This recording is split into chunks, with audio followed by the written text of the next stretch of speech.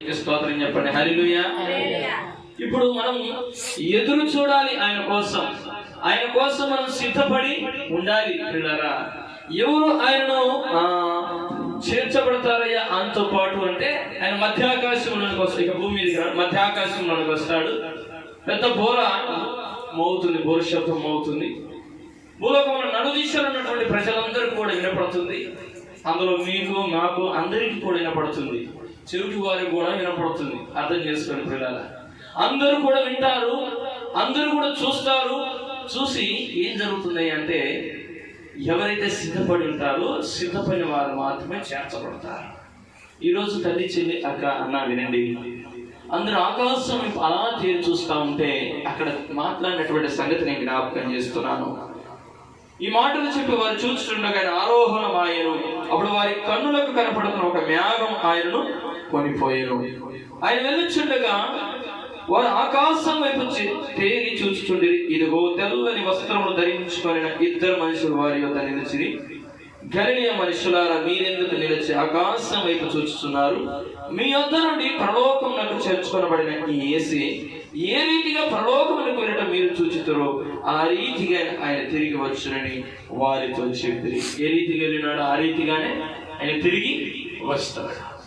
ఇలా కొంతమంది మాకు బోధకులు పరిచయం అయ్యారు. వాళ్ళలో మీరు ఇంకా రెండో రాకడ వస్తుంది అని అంటున్నారు.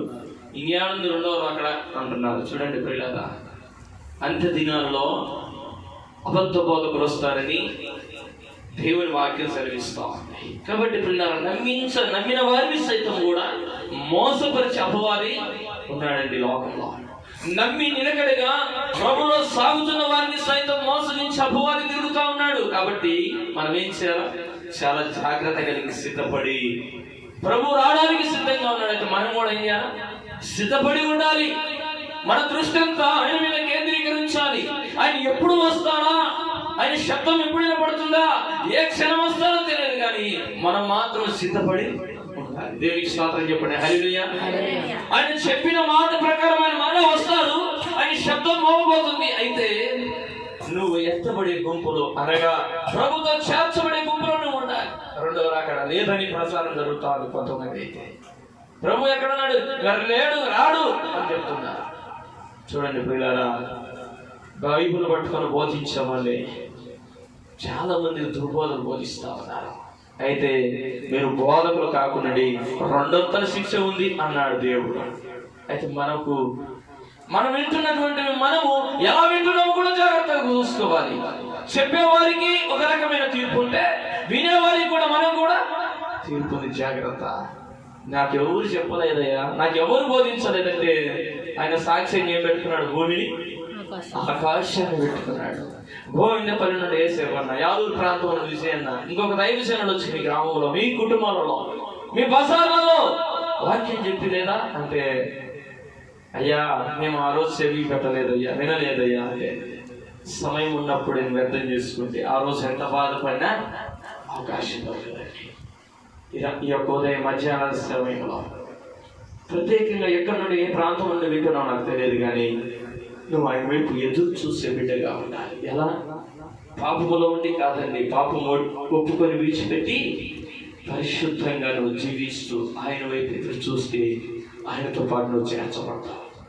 అంతేగాని ఇక నీ హృదయంలో పాపమైన అట్లా అంటుకట్టుబడి శాపగ్రస్తమైన దాన్ని ఇంకా ఏలుబడి చేస్తూ కక్షలు, భేదములు, అసూయలు, మంచుతలు, అల్లరితో కూడిన ఆటపాటలకు నువ్వు ఇంకా తావిచ్చి ఇంకా లోకములో ఇంకా అందరు సాధిగా సరిగిపోతా ఉందిలే, నిన్న ఉన్నట్టుగా ఈ రోజు ఉందిలే అనుకోని నువ్వు ముందుకు సాగుతున్నట్టయితే దేవుని వాక్యం సెలవిస్తా ఉంది, దినములు మంచిగా చెడ్డవి, సమయము పోనీయక అన్నాడు. దైవజనుడు యేసేపన్న గారు మనం ఈ కోటపాడు గ్రామంలోనే ఈ వాక్యాన్ని జ్ఞాపకం చేశారు. దినములు చెడ్డవి.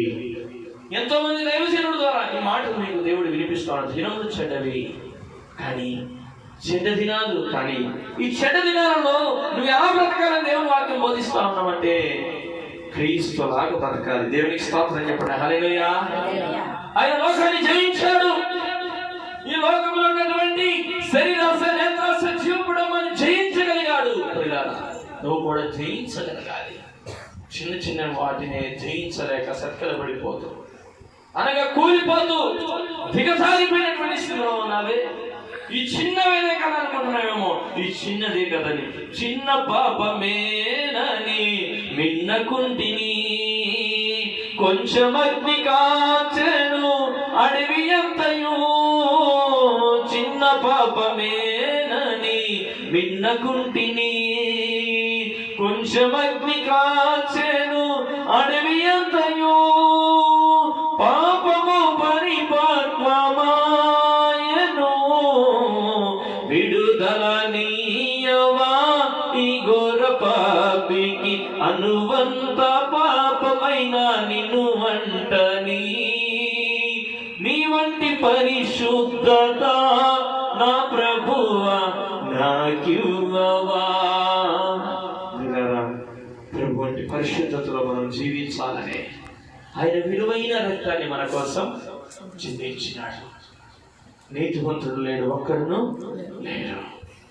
ఈ సాయంత్రం వేళ సమయంలో తల్లి చెప్పి అక్కడ ఎక్కడి నుండి వింటున్నావు నాకు తెలియదు, కానీ ఎన్నిసార్లు వాక్యం వింటున్నావు నాకు తెలియదు, కానీ నీ హృదయంలో, నీ కుటుంబంలో, నీ జీవితంలో దేవునికి స్థానం ఇచ్చావా?